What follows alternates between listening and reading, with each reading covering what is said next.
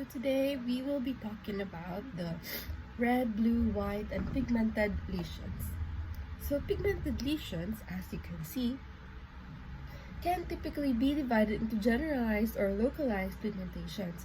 Localized lesions are most commonly due to a benign vascular etiology, amalgam tattoos, and rarely malignant melanoma. Generalized lesions are typically physiologic or racial in origin caused by smoking and occasionally have systemic causes. So next are the white lesions.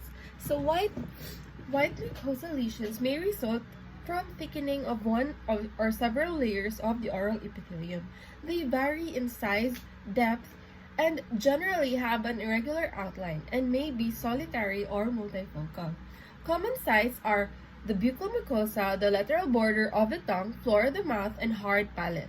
The term leukoplakia was previously used to describe all white lesions of the oral cavity. However, it is now used to describe white lesions of idiopathic origin. White lesions in the oral cavity can be benign in nature, caused by trauma, infection, or mucocutaneous lesions. Biopsy is typically required to establish a diagnosis and rule out carcinoma. So this is called the lichen planus. So it can manifest cutaneous or mucosal lesions. Mucosal lesions are common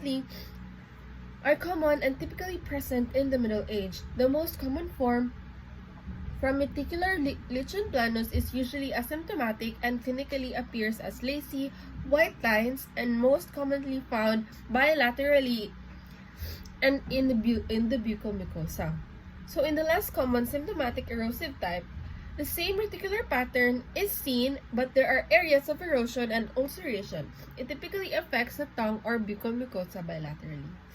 So this is the leukoplakia, which can arise at any site of the oral cavity. Of course, most often in the buccal mucosa, and least often on the soft palate and gingiva. These lesions are typically found in asymptomatic older males and discovered on a routine dental examination.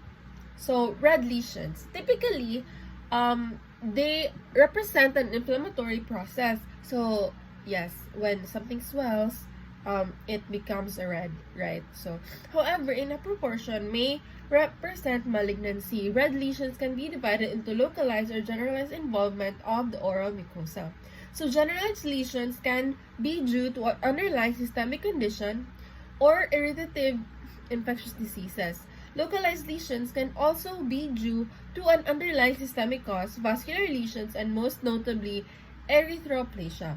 So here are the localized. So erythroplasia is an isolated velvety red but not ulcerated area on mucous membrane. There are usually no symptoms, and it generally involves the floor of the mouth, the ventrum of the tongue, of the or the soft palate. The border may be sharp or blend into surrounding normal mucosa. It must constantly be kept in mind that early carcinoma frequently appears as not an area of erythroplasia, as 75 to 90% of lesions proved to be carcinoma or carcinoma in situ or severely dysplastic.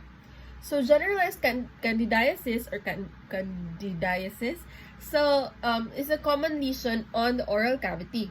It says from an infection with Candida species, severity of infections varies from small localized areas to general stomatitis.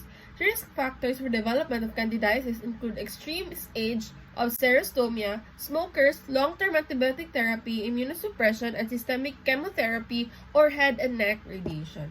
So that would be all. Thank you.